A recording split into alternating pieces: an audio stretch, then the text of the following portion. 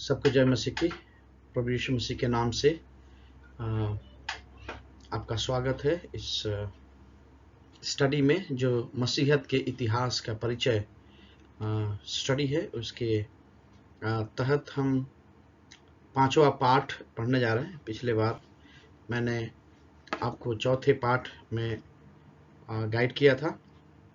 आज जो है विश्व के इतिहास में मसीहत का जो परिचय है उसको हम देखने जा रहे हैं।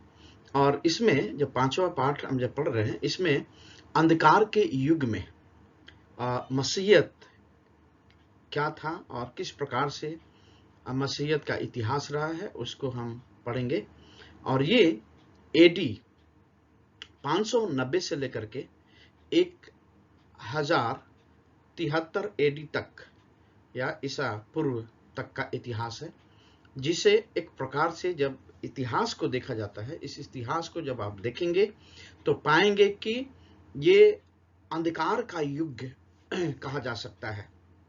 और जब हम अंधकार का युग कहते हैं, इसका मतलब अंधकारपूर्ण बातें आपको दिखाई देंगी जो मसीहत के अंदर या मसीहत लोगों के अंदर पाए जाते थे, जिसके कारण इस युग को अंधकार का युग भी कहा जाने लगा जो मसीहत के हैं। मसीहत के खिलाफ अंधकार के युग एक प्रकार से कहना चाहिए, या मसीही लोगों के कारण ऐसे लोग जो सच्चे मन से, सच्चे दिल से, सच्चाई के साथ प्रभु यीशु मसीह के पीछे नहीं चले, और बहुत सारे लालच, बहुत सारे ऐसे उनकी कुरीतियों और चरित्र हनन के कारण इस युग को मसीहत के लिए अंधकार का युग कहा जाता है। और ये इतिहास है। अंधकार के युग में हम एडी 590 से 1073 के युग को जब देखते हैं तो इसमें इस्लाम का उदय हुआ। इस्लाम जो है जब उदय हुआ उस समय में क्या हुआ, कैसे कुछ बातें हुई, उसको हम देखते हैं। यह समय पश्चिम यूरोप के लिए युद्ध और विजय का युग था। पश्चिम यूरोप में बहुत सारे युद्ध, घमासान युद्ध और बहुत सारे मार काट हुए, और उसके बाद फिर विजय का युग भी बताया जाता है कि विजय हासिल किया यूरोपियन लोगों ने। युद्ध, आशंकाएं और जंगल सा अंधकार पश्चिम यूरोप में छाया हुआ था। इस प्रकार का माहौल था कि हर एक जगह युद्ध, कत्लेआम हो रहे हैं, लोग जो हैं एक दूसरे को मार रहे हैं, और बहुत सारी आशंकाएं थी, क्या होगा, कैसे होगा, कब होगा, कब ये युद्ध खत्म होगा, कब जो है सच्चाई सामने आएगी। और एक जंगल का सा अंधकार जो है, जंगल में यदि आप गए होंगे, एकदम घने जंगल, वहां पर लाइट भी नहीं पहुंचता, रोशनी भी नहीं पहुंचती है। तो इस प्रकार का अंधकार के समान जो है युग हो गया था जर्मनी, पश्चिमी यूरोप में। जर्मनी ने फ्रांस, इटली आदि कई क्षेत्रों में कब्जा कर लिया। तो जर्मनी जो है पश्चिम यूरोप का मुख्य देश जो है, जर्मनी ने फ्रांस और इटली और ऐसे कई ऐसे क्षेत्रों पर अपना कब्जा जो है जमा लिया।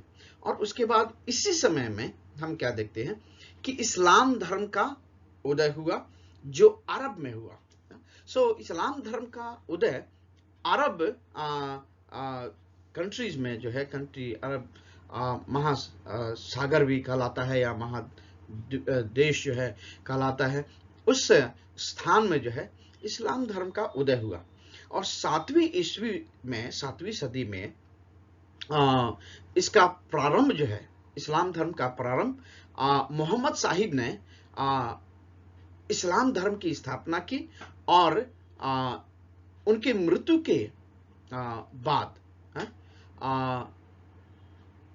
632 ईस्वी तक जो है इसने सैन्य अभियान के साथ अरब पर विजय प्राप्त की।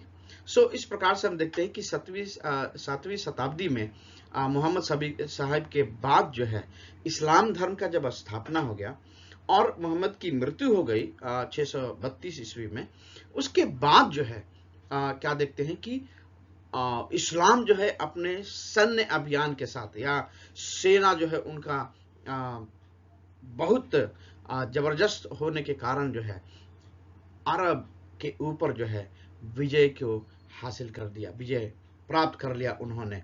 और इस प्रकार से इस्लाम धर्म का केवल उदय ही नहीं हुआ, लेकिन इस्लाम धर्म जो है एक बहुत बड़े शक्तिशाली धर्म के रूप में आया, जो लोगों को तहस नहस करके, लोगों को जीत करके अपने में मिलाया और बहुत सारे लोग मुस्लिम बन गए। और ऐसे हम अपने देश में भी इस इतिहास को पाते हैं। इसलिए कुछ हम बहुत बातों को हम समझ सकते हैं कि कैसे भारत में हुआ, और वैसे ही अरब के समय में भी हुआ, जिसे हम 632 ईस्वी के बाद की बात को देखते हैं। मोहम्मद साहिब की मृत्यु जो है के 100 वर्ष के पश्चात, जब मोहम्मद साहिब की मृत्यु हो गई, उसके 100 बाद के बाद इस्लाम का विस्तार जो है केवल अरब में नहीं, लेकिन मिस्र में, उत्तरी अफ्रीका में, फलस्तीन में, सीरिया में और स्पेन जैसे देशों में भी फैल गया, क्योंकि वो बलपूर्वक जो है लोगों को इस्लाम में लाया करते थे। तो इसलिए इनका विस्तार जो है 100 साल मोहम्मद साहिब के मृत्यु के बाद जो है 100 साल के बाद इस्लाम का बहुत बड़ा विस्तार हो गया। और इसलिए अफ्रीकन कंट्री में, उत्तरी अफ्रीका में भी आप देखेंगे जो ब्लैक लोग जो हैं वो मुस्लिम धर्म को मानते हैं। या मिस्र में जो है, जो बड़े ही लंबे और चौड़े और बहुत से शक्तिशाली व्यक्ति के रूप में माने जाते हैं। फलस्तीन लोग, सीरिया के लोग, स्पेन के लोग, जो गोरे चिकने लोग हैं, वो लोग भी सब लोग, मतलब इसमें कलर और भाषा की बात नहीं है, लेकिन पूरे देश के ऊपर इन्होंने चढ़ाई की और सब लोग इस्लाम धर्म को कबूल करना शुरू कर दिए। जर्मनी के एक राजा जो है, फ्रैंक के राजा चार्ल्स मार्टेल जो है ने मध्य फ्रांस के युद्ध को एडी 732 में रोक दिया। जर्मनी में जो युद्ध चल रहा था और फ्रांस में जो युद्ध चल रहा था, फ्रांस के युद्ध को विशेषतः से एडी 732 में चार्ल्स मार्टेल ने रोक दिया, और वो राजा था उस समय में। इस्लाम ने एशिया प्रांत पर भी अपना कब्जा जमा लिया। पहले ही मैंने बताया कि भारत के विषय में, तो भारत भी एशिया में आता है, और एशिया प्रांत में, एशिया महादेश में इस्लाम ने अपना कब्जा जमा लिया।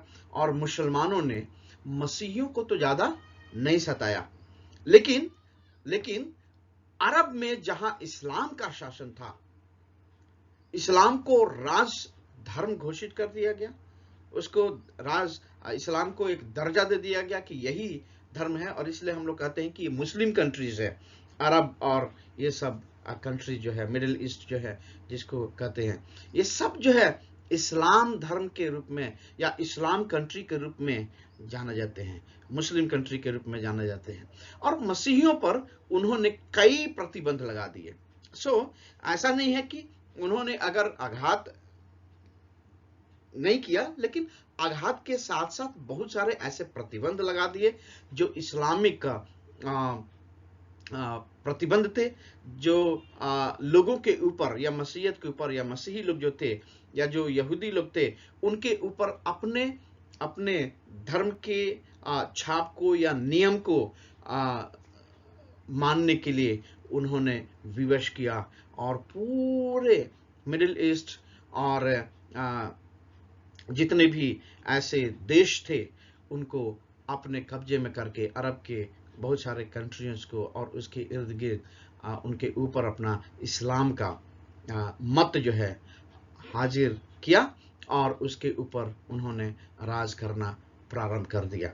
सो इस प्रकार से हम देखते हैं कि कुछ समय तक तो जर्मनी के शासकों ने रोमन साम्राज्य को प्राप्त कर अपना आधिपत्य जमाने का प्रयास किया। जर्मनी जो है रोमन साम्राज्य के ऊपर अपना हक जमाने की कोशिश किया और उसके ऊपर जय प्राप्त करने की कोशिश की।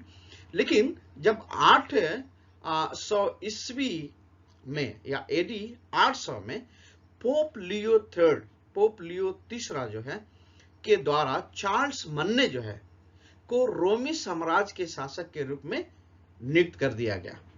और इस तरह से हम देखते हैं कि यहां से अब रोम का एक साम्राज्य, रोम का शासन जो है, रोम का शासक जो है अपने बातों को लागू करना शुरू कर दिया। और उसको जैसे ही शासक और सम्राट के रूप में, रोम के सम्राट के रूप में नियुक्त किया गया, वे पवित्र रोमी लोग शासक के नाम से जाने जाते थे तथा यह प्रचलन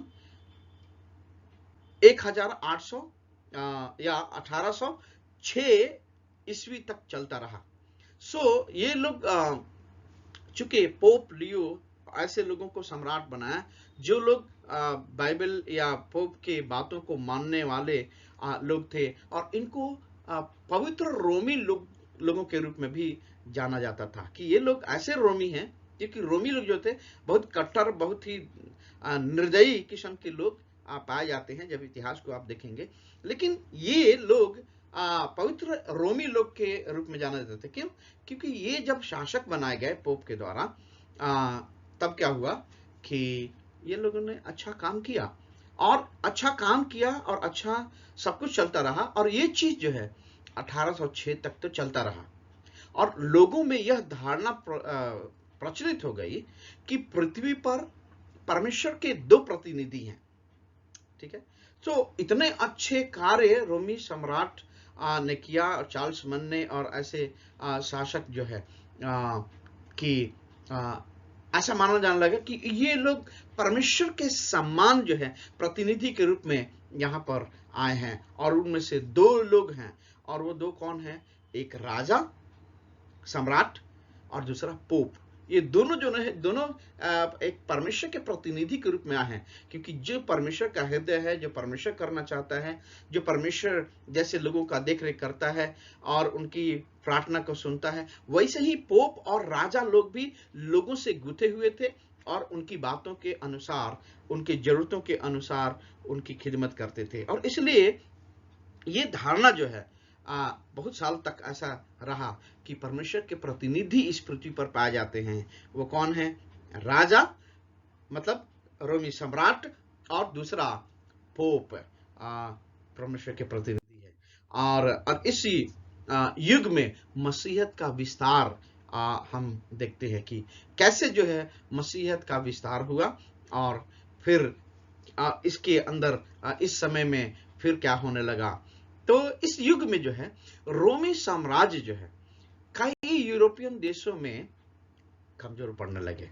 सो धीरे धीरे 1806 के बाद जो है कई यूरोपियन कंट्रीज में, यूरोपियन देशों में रोमी साम्राज्य जो है ठंडे पड़ने लगे और मसीहत में ठंडापन आ गया।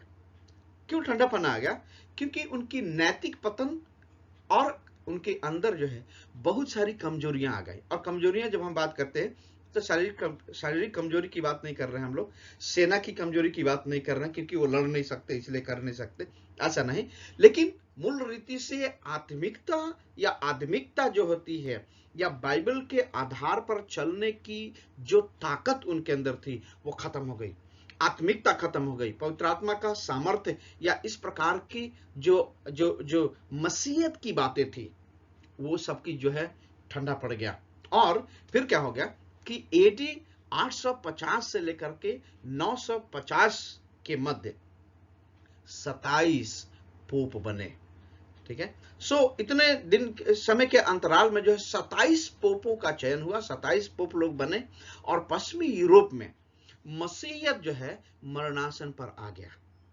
और ये पोप 27 पोप बन रहे हैं, हम आसान रीति से बता रहा हूं मैं, लेकिन ये आसानी रीति से नहीं हुआ। इसके लिए जो है लोगों ने बहुत ही जदोजहद की, और जैसे पॉलिटिक्स में आज हम लोग देखते हैं कि क्या कुछ नहीं करते हैं, या प्रधानमंत्री बनने के लिए, या राष्ट्रपति बनने के लिए, या एक छोटा सा मुखिया बनने के लिए, या एक अपने गांव में छोटा एक प्रधान बनने के लिए, कई लोग कई ऐसे जहद जहद देखते हैं जो हम अपने समाज में, अपने देश में भी पाते हैं।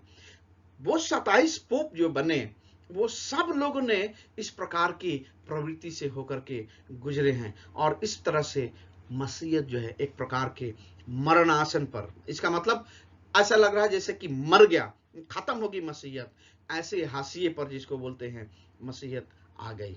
तो इस युग में फिर क्या हो गया कि उत्तरी यूरोप में मसीहत का काफी विस्तार हो गया, काफी विस्तार हुआ, और एडी 590 में पोप ग्रेगोरी ने रोम से मसीही सन्यासियों के दल को अगस्टिन की अगुवाई में इंग्लैंड भेजा।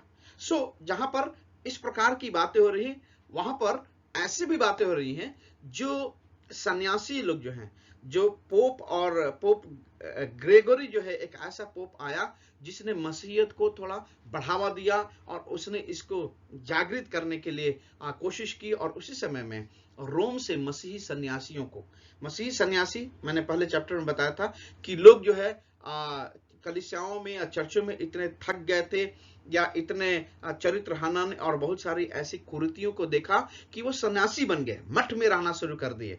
और ऐसे सन्यासियों का दल जो है उसमें से अगस्टिन की अगुवाई में इंग्लैंड को भेजा गया।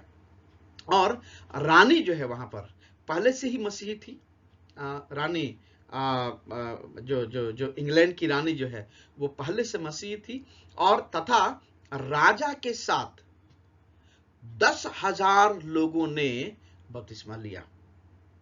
इंग्लैंड में मसीही सन्यासी का दल गया और वहां पर प्रचार प्रसार किया, और रानी चूंकि पहले से मसीही थी इसलिए उसको भी हौसला मिला, और इसके अनुसार वहां के राजा के साथ साथ 10,000 लोगों ने बपतिस्मा लिया, और इंग्लैंड में बहुत बड़ा कार्य हुआ। इंग्लैंड के दक्षिण भाग में मसीहत का बहुत बड़ा कार्य हुआ, और लोग जो है मसीही में आए, और बहुत सारे ऐसे कार्य वहां पर हुए। फिर हम क्या देखते हैं कि उसके बाद जो है स्कॉटलैंड में, आयरलैंड में, जर्मनी में, डेनमार्क में, नॉर्वे में, स्वीडन में, रूस आदि जैसे देशों में इस युग में मिशनरियों ने मसीहत का प्रचार किया। ठीक है। आप ये ना समझिएगा कि हम अंधकार के युग की बात कर रहे हैं तो इतनी मसीहत का बढ़ावा जो है इन सब देशों में हुआ। हम आगे आने वाले हैं उस टॉपिक पे, क्योंकि ये समय जो है, ऐसा युग कैसे अंधकार में बदल रहा है, इस चीज को भी हम देखेंगे। इंग्लैंड के साथ साथ बहुत सारे देश जो है, Scotland, Ireland, Germany, Denmark, Norway, Sweden, रूस और ऐसे प्रकार के देशों में मसीही मिशनरियों ने मसीहत का प्रचार प्रसार किया। और इसी के साथ साथ भारत में और मध्य एशिया और चीन, जिसे चाइना भी कहते हैं, में भी मसीहत फैल गई और बढ़ गया। इस युग में पोप की शक्ति व प्रभुत्व जो है बढ़ गया, और कई स्थानों पर पोप ही शासक हो गया। ठीक है। बहुत सारे ऐसे कंट्रीज में, ऐसे देशों में पोप जो है एक सर्वा लोगों के ऊपर आधिपत्य, लोगों के ऊपर प्रभुत्व रखने लगा, और इतनी उसकी शक्ति हो गई कि वो केवल अब पोप ही नहीं है, धार्मिक गुरु ही नहीं है, लेकिन वो शासक बन गया। जो वो कहता है वही होता है। इसका मतलब पहले युग में जैसे हम शासक देखते हैं कि एक कानून की किताब लिखी गई है, जो हमारा कानून का किताब है जैसे भारत का, वैसे नहीं, लेकिन जो शासक का दिया वही कानून है। और पोप लोग इस प्रकार से अपने शासन को, अपने प्रशासन को चलाया करते थे, और इस प्रकार से एक तरह से वो सम्राट के रूप में, या इस तरह से वो लोग प्रशासक के रूप में पोप लोग भी हुए। और मसीहत इस प्रकार के एक चरम सीमा पर, इस प्रकार के एक बहुत बड़ी ख्याति या बहुत बड़ी अच्छी मसीहतदारी जो है देखी जाती है इस समय में। और उसके बाद जो है फिर हम क्या देखते हैं कि इस युग में चर्च की स्थिति, चर्च की वास्तविक स्थिति क्या थी, इस चीज को भी हम देखते हैं। तो हुआ क्या है कि ये सब बातें बाहरी रूप से हो रही हैं कि पोप जो है सम्राट है, पोप जो है जो कह रहा है वही हो रहा है, लेकिन इसके साथ साथ इस युग में क्या हो रहा है, जब एडी 590 से 1073 के बीच में देखते हैं कि चर्च जो है, कलीसिया जो है, उसका एक अपना सेटअप है, लेकिन उस चर्च के अंदर क्या हो रहा है, ये चीज मूल चीज है जो हमें देखने की जरूरत है। क्योंकि पॉलिटिकल रीति से, बाहरी रीति से ऐसा लगता है कि ये सारे देशों में जितने भी देश के नाम मैंने लिए, जितने देश आप अभी नोट्स में देखेंगे, वो सब देशों में तो पोप लोग सम्राट बने हैं, लेकिन कलीसिया में क्या हो रहा है।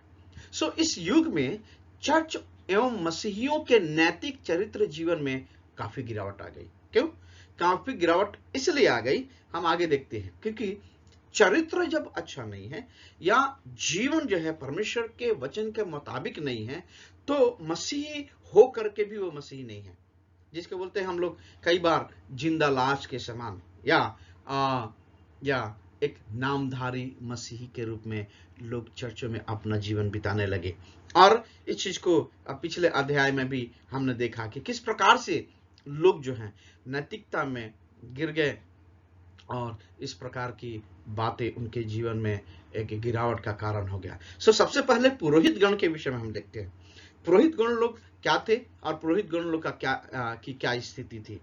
इस युग में चर्च में कार्य करने वाले पुरोहित गणों के चरित्रों का वर्णन इस प्रकार से किया गया है। देखिए कैसे उनके अंदर पुरोहित लोगों का, जिसको फादर बोल सकते हैं, जिसको बिशप बोल सकते हैं, जिसको पादरी बोल सकते हैं, जिसको धर्मगुरु बोल सकते हैं, उस युग में भी और आज भी बोला जाता है, उनके अंदर किस प्रकार का चारित्रिक वर्णन किया जाता है उस युग में। उनमें अज्ञानता थी। ठीक है, अज्ञानता का मतलब यह है कि बाइबल का ज्ञान या परमेश्वर की बातें उनके अंदर नहीं थी। जो सोचते थे वो करते थे, जो चाहते थे वो करते थे, और हर एक प्रकार की अज्ञानता की बातें उनके अंदर थी। और बाइबल इस बार को बताती है कि जहां पर अज्ञानता है वहां के लोग जो है निरंकुश हो जाते हैं, नाश हो जाते हैं। और ये पुरोहित लोग अपने कर्तव्यों पर खरे नहीं उतरे।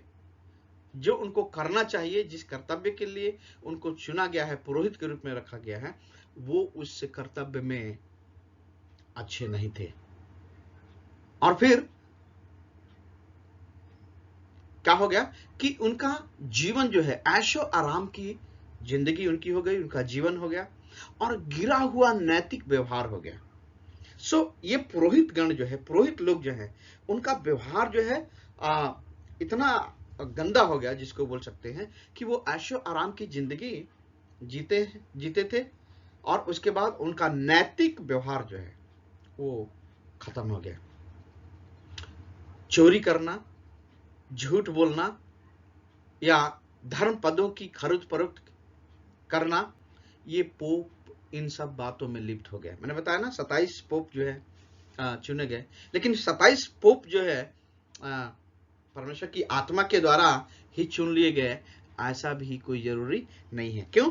क्योंकि ये लोग धर्मगुरु तो थे, लेकिन ये सब चीज जो है करने के लिए तैयार रहते थे जो एक संसारिक व्यक्ति कर सकता है, जिसको दूसरे शब्द में भी कई बार हम लोग कहते हैं एक पॉलिटिशियन जो है कुछ भी कर सकता है।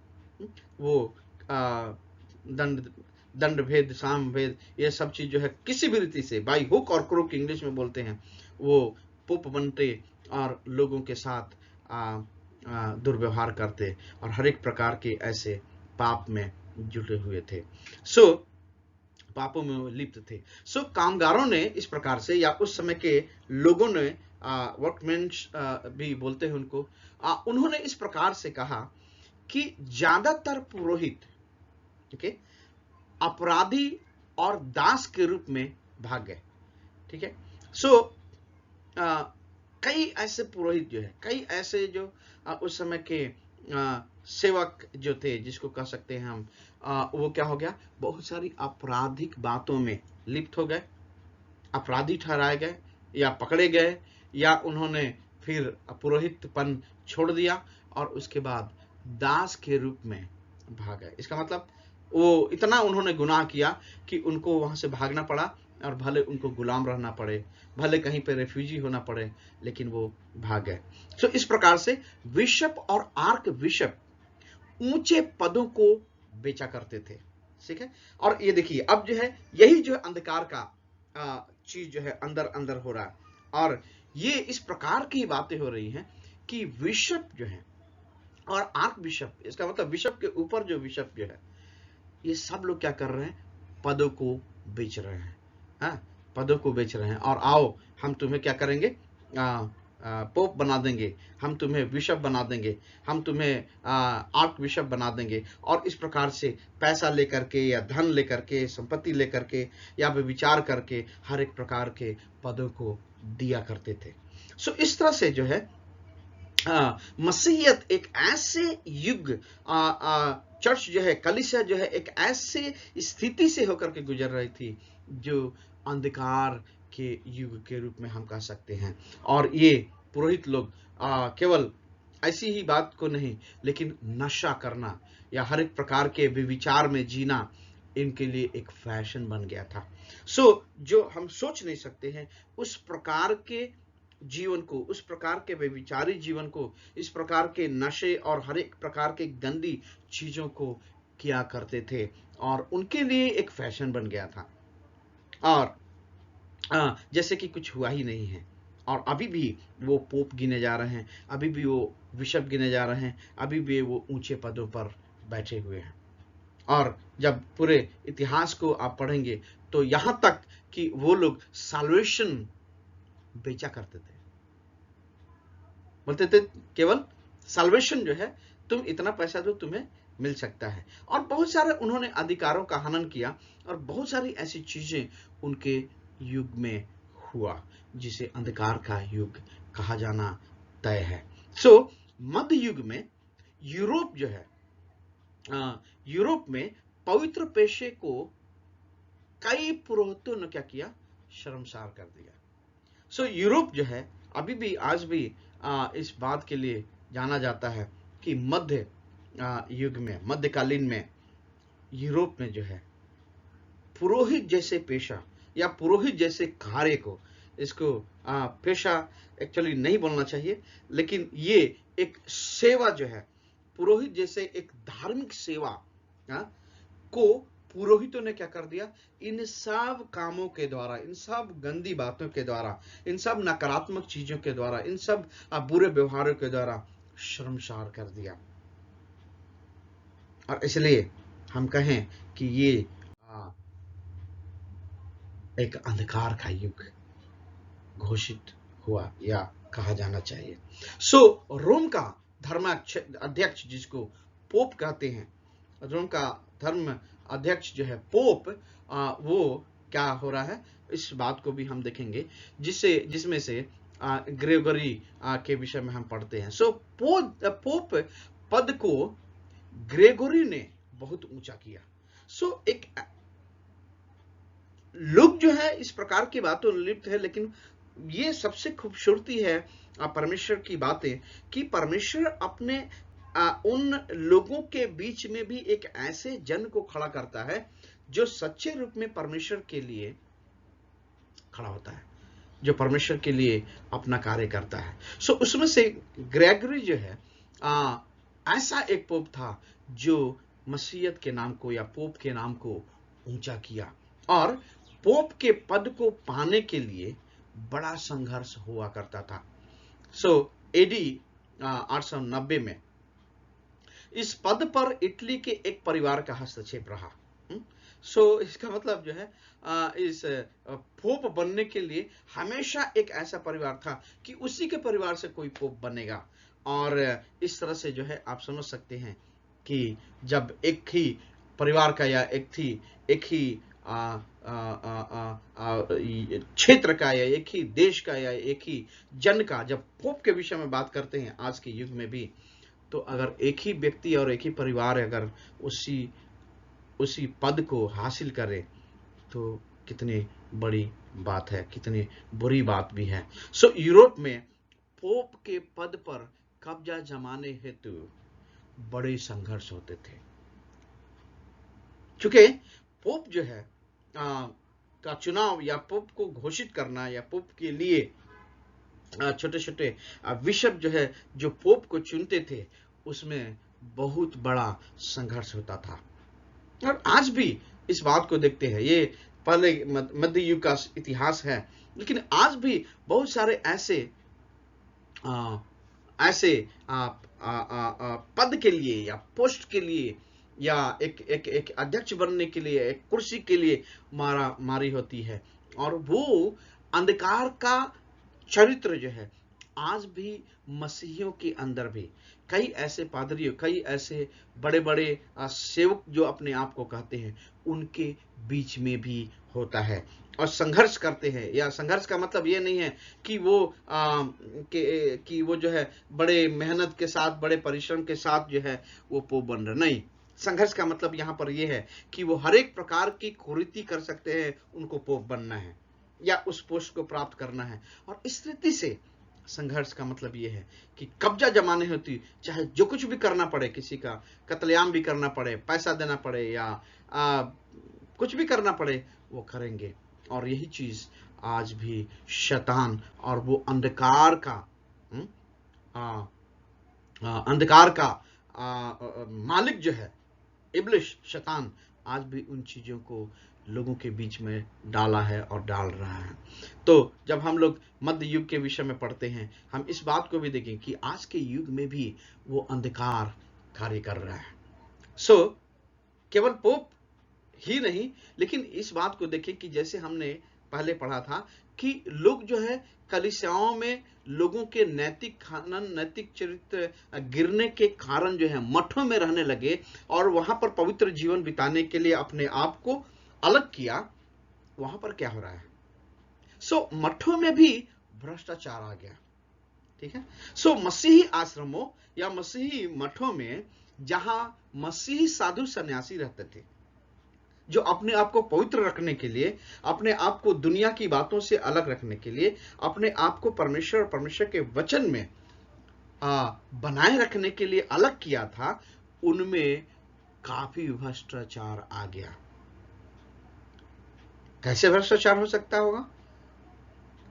मठ का स्वामी, मठ में काम करने वाले लोग, मठ को संभालने वाले लोग, वहां के हर एक प्रकार की बातें जो हुआ करती थी, संसाधन या वहां का जो कुछ भी प्रावधान था, सब में भ्रष्टाचार पाया जाने लगा। और बहुत से साधुओं का जीवन सांसारिकता से या संसारिक बातों से भरा हुआ था। तो संसारिक बात क्या है? संसारिक बात बाइबल के अनुसार जो है लोभ, परिश्रम, लालच, बड़े रूप में लोगों का हत्या करने के लिए भी तैयार रहना कि यदि उनको पोप बनना है, या बहुत सारे ऐसे चरित्र जीवन जो है जो संसार में लोग करते हैं, वो जीवन मसीही साधु लोग जो थे उन्होंने भी बिताना शुरू कर दिया। और इस प्रकार से मठ का भ्रष्टाचार, जो मसीही साधु संत उसमें रहा करते थे, उनका जीवन जो है सांसारिकता में लिप्त हो गया और उनका नैतिक चरित्र जो है वो गिर गया। सो नैतिक चरित्र में वे लोग गिरे हुए लोग के रूप में हो गए। सो फिर हम क्या देखते हैं कि लोगों की स्थिति या लोगों का क्या स्थिति था, किस प्रकार के लोग थे। अब इस बात को जब हम देखते हैं तो लिखा है यथा राजा तथा प्रजा। इसका मतलब जैसे राजा वैसे ही प्रजा। सो ये कहावत जो है आगे बढ़ती है कि जैसा राजा वैसा प्रजा, टके से शेर टके से खाजा, इसका मतलब जय सब कुछ जो है जो वहां पर चलेगा वैसे ही चलेगा। जैसे लोग देखते हैं वैसे ही रंगत में ढल जाते हैं। यानी कि अगुए भी वैसे ही थे, लोग भी वैसे ही थे। जैसे ही अगुए थे वैसे ही लोग भी थे, क्योंकि लोगों को कोई परेशानी नहीं है। यदि आ रहा है तो आने दो। अगर अगर विषय वृत्ति जो है हमारा राजा कर रहा है, हम भी कर रहे हैं, तो न वो पकड़ेगा ना हम पकड़े जाएंगे। और बहुत सारी ऐसी चीजें जो है, अनैतिक चीजें लोगों के अंदर भी आने लगी। 10वीं सदी के अंत में संपूर्ण यूरोपियन चर्च के सदस्य बन गए। 10वीं सदी में 10वीं सदी के अंत में संपूर्ण यूरोपीय लोग जो है यूरोपीय चर्च के सदस्य के रूप में बन गए, भले ही वो नाम के हों। चूंकि पोप लोग ही शासक थे, राजा वही लोग थे, इसलिए लोग जो है मसीह तो बन गए, मसीह में तो आ गए, लेकिन किसी भी रीति से उनके अंदर मसीहियत नहीं थी। वो नाम के लिए वो मसीही बन गए, और चाहे नाम के लिए भी होना पड़े, लेकिन वो लोग तो मसीही बन गए। नैतिक जीवन, व्यवहार, चाल चलन में मसीहियत का ज्यादा प्रभाव था ही नहीं। मतलब प्रभाव था ही नहीं, ऐसा बोलना चाहिए। ज्यादा प्रभाव क्या, ऐसे समय में लोगों के जीवन में नैतिक जीवन, अच्छा व्यवहार, अच्छी चाल चलन का कोई प्रभाव नहीं था, क्योंकि मसीहियत का कोई भी चीज उनके अंदर पाया ही नहीं जाता था। जो बाइबल या जो वचन बताता है कि किस प्रकार से हमारे चाल चलन, हमारे स्वभाव, हमारी बातों में किस प्रकार से हमें होने की जरूरत है, उनके अंदर था ही नहीं। इसलिए जो है क्या हो गया कि कुछ मसीही व्यक्तिगत रीति से अच्छे थे, परंतु समाज में ज्यादातर लोगों का जीवन स्तर अच्छा नहीं था। नामधारी, अनैतिक जीवन और इस प्रकार की बहुत सारी संसारिक बातें, और लोग जो है मेजॉरिटी जिसको बोलते हैं, या जिसको बहुसंख्य रूप में बोलते हैं, अगर जीवन स्तर उनका अच्छा नहीं है, जीवन स्तर का मतलब उनकी नैतिक जीवन स्तर अच्छा नहीं है, तो फिर उस देश का, उन लोगों का, उस कलीसिया का क्या हाल होगा, आप समझ सकते हैं। क्योंकि लोग जो हैं सच्चे परमेश्वर को जाने बिना, वचन के बिना, मसीह से संबंध के बिना, नया जीवन के बिना, उद्धार पाए बिना एवं सुसमाचार के सामर्थ्य के बिना मसीही बन गए। केवल मसीही बनना है क्योंकि हमारा देश में मसीहत है, हम ईसाई कंट्रीज हैं, लेकिन उनके अंदर परमेश्वर की कोई भी बातें नहीं थी। परमेश्वर का ज्ञान या परमेश्वर को उन्होंने अच्छे से उद्धारकर्ता के रूप में भी नहीं जाना। वचन का ज्ञान उनके अंदर नहीं था। जो वचन, जो वायदा, जो बातें, जो नैतिक बातें वचन या बाइबल सिखाती है, उनके अंदर नहीं था। मसीह से संबंध उनका था ही नहीं। जैसे यीशु मसीह ने कहा, यदि तुम मुझ में बने रहोगे तो अत्यंत और बहुत फल लाओगे, अगर बने नहीं रहोगे तो तुम फल नहीं लाओगे। लेकिन मसीही बन तो गए, लेकिन मसीही में अपना रूट, अपना जीवन जमा नहीं पाए। उद्धार बिना उद्धार के ही जीवन, मसीही जीवन जी रहे हैं। वो आज भी ये अंधकार का युग, आज के युग में भी कार्य कर रहा है, जिसे हम अपने इर्द गिर्द में देख सकते हैं। सुसमाचार का सामर्थ्य जो है उस युग में नहीं था। मसीहियत को बिना किसी सच्चे अनुभव के कानूनी रूप से लोगों को मसीही बनाया गया। ठीक है, तो कानून क्या है, हम मसीही देश हैं। ठीक है, तो आपको क्या करना पड़ेगा, कोई आपके पास चारा नहीं है, आप मसीही हैं, दैट्स इट। और जो आज की ऐसी चीज हो रही है हमारे देश में भी, वो ऐसे ही है। आप जहां के हैं वहां के होंगे, ये चीज लोगों का धारणा है। और कानूनी रूप से, क्योंकि कानून सबके ऊपर लाठी के रूप में काम करता है, उनको मानना ही पड़ेगा। इसलिए मसीही लोगों को, ऐसे लोगों को मसीही बना दिया गया। और चूंकि कानून उनको कहता है तो हम मसीही हैं। ओके, लेकिन कानून कभी भी किसी व्यक्ति को सच्चा मसीही नहीं बनाता। ये ध्यान रखना है हमें कि भले ही कानून पारित कर दिया जाए कि ये कंट्री जो है मसीही कंट्री है, लेकिन वहां के लोग मसीही नहीं होंगे। वास्तविक मसीही अगर किसी को होना है, या वास्तविक प्रभु का किसी को जन होना है, दास होना है, वो क्या होना है? कानून कभी भी उसको मसीह नहीं बना सकता। मसीह में उसका प्रेम, मसीह में उसका समर्पण ही उनको सच्चा मसीही बना सकता है। और इस तरह से हम देखेंगे कि मठों में मसीही साधु सन्यासियों का सिद्धांत था कि चाहे लोग परमेश्वर को जाने या ना जाने, बपतिस्मा का ज्ञान रखे या ना रखे, जितने लोग बपतिस्मा लेना चाहते हैं ले लो, बपतिस्मा उनको दे दो। ये जो था पुरोहितों का, ये जो है पोप लोगों का, ये जो है बिशप और आर्च बिशप लोगों का ये नीति था। और अब ऐसे में समझें कि जो लोग परमेश्वर को जानते नहीं हैं, वो अज्ञानता में यदि मसीह के पीछे भी चल रहे होंगे तो उसका कोई अर्थ नहीं है, क्योंकि मसीह कन्वर्शन नहीं, मसीह जो है परिवर्तन का नाम है, जीवन परिवर्तन का नाम है। इसलिए कई बार हम लोग कन्वर्शन या कई बार परिवर्तन और ये कन्वर्शन इस धर्म से मसीह में, उस धर्म से मसीह में आना, हम लोग सोचते हैं ये कन्वर्शन है, लेकिन ये कन्वर्शन नहीं, लेकिन आत्मा का परिवर्तन है। उद्धार पाना मूल चीज है, मसीह या ईसाई बनना मूल चीज नहीं है। ये इस बात को आज भी हमें समझने की जरूरत है और जानने की जरूरत है। और इसलिए यदि कोई कन्वर्शन कहता है कि कन्वर्ट हुआ है, उसका हमें पूर्व विरोध रूप से सामना करना है और नकारना है कि यह कन्वर्शन नहीं है। मनुष्य आदमी आदमी है, औरत औरत है, पुरुष पुरुष है, स्त्री स्त्री है, और उसका आत्मा जो है वो परमेश्वर के साथ लगा है, उसका जीवन परिवर्तन हो गया। और अगर जीवन परिवर्तन होता है तो वो वचन के अनुसार एक एक एक एक पवित्र जीवन को वो जिएगा, न कि संसारिक जीवन। और इसलिए हम लोग मध्य युग के इतिहास को पढ़ रहे हैं, क्योंकि लोग जो हैं यदि मसीह में है तो पवित्र जीवन होने की जरूरत है। संसारिक जीवन यदि आप जी रहे हैं या लोग जी रहे हैं तो अंधकार में जी रहे हैं, और अंधकार का राजकुमार जो इब्लिश है, शैतान है, वो लोगों को गुमराह करके हर एक प्रकार के ऐसी अनैतिक बातों में ले जा रहा है। लेकिन लोग सोचते हैं हम मसीह हैं, और दूसरे लोग सोचते हैं ये कन्वर्ट हो गया है, लेकिन वाकई वो कन्वर्ट नहीं हुआ है।